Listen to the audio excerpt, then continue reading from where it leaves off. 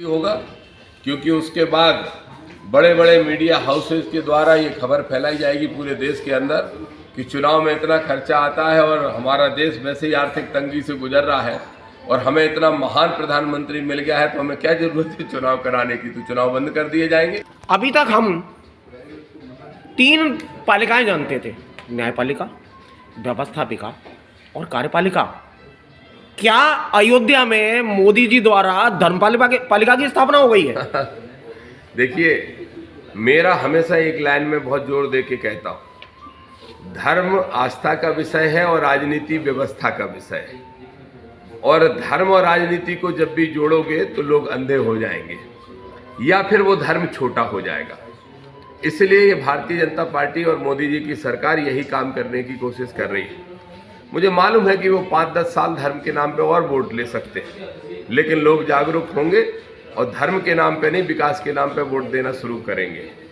ये जो व्यवस्था पालिकाओं की आपने बात की, न्यायपालिका और वगैरह वगैरह, धर्म की पालिका को वो सबसे बड़ा रखना चाहते हैं, वो भी मेरे हिसाब से खंडित धर्म तो सबसे ज़्यादा, कोई भी धर्म, आप जैन धर्म को उठा के देख लो, सनातन को देख लो, इस्लाम को देख लो, किसी भी धर्म को उठा के आप देख लो, धर्म का अगर एक सूत्र, एक लाइन है तो कमज़ोर की मदद करना, असहाय को सहारा देना, रोते हुए की आंख से आंसू पहुँच के उसके चेहरे पर मुस्कुराहट लाना, ये धर्म है। मंदिर की घंटनियाँ बजाना धर्म नहीं है।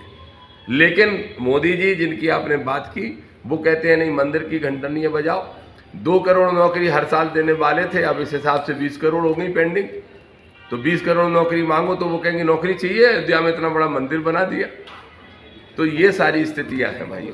संघ की साला से निकले लोग मुगलों का विरोध करते हैं। हाँ। और ऐसा लगता है कि मुगल काल में अकबर महान, जिसे इतिहासकार कहते हैं, उनको तथाकथित ब्राह्मणों ने, तथाकथित सनातनियों ने दिल्ली सरोवा, जगदीश सरोवा कहा है, अर्थात विष्णु।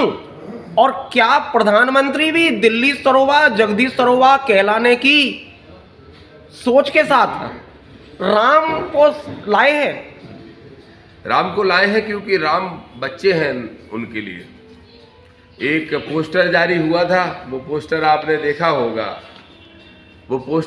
देखा होगा, कि नरेंद्र मोदी जी जा रहे हैं, इतनी बड़ी उनकी साइज है, और एक बच्चा है राम जो उनकी उंगली पकड़ के चले जा रहे हैं। तो राम को ले जा रहे हैं, उंगली पकड़ के ले जा रहे हैं। नरेंद्र मोदी राम से बड़े हैं।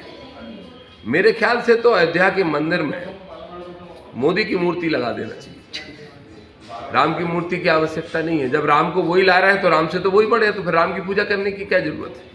जरूरत ही नहीं। और जातिगत सोच कितनी बड़ी भारी है। राष्ट्रपति को नहीं बुलाया गया, आदिवासी महिला को बना दोगे, पहले दलित को बना दोगे।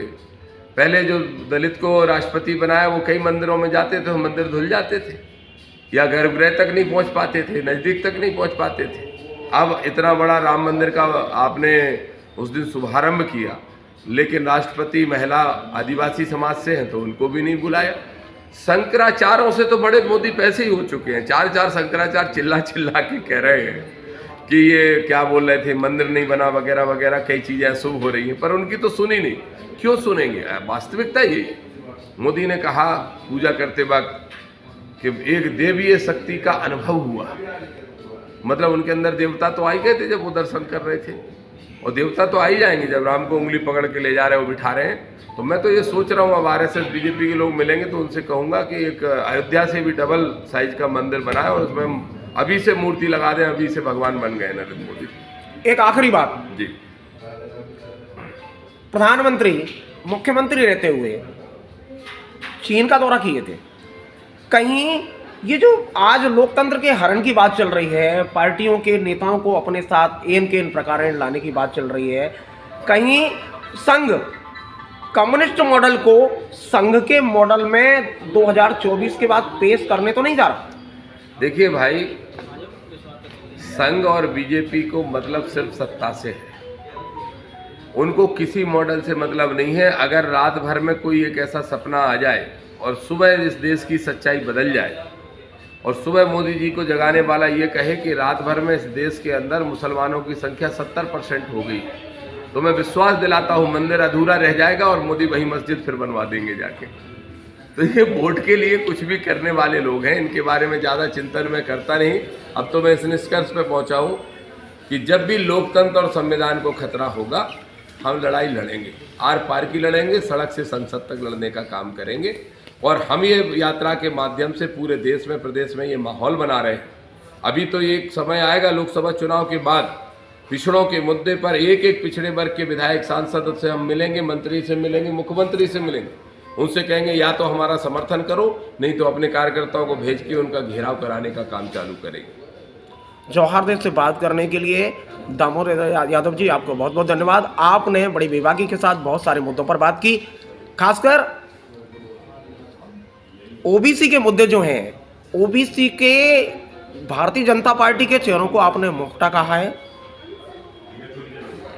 कितना सच है, यह तो 2024 का लोकसभा चुनाव निर्धारित करेगा।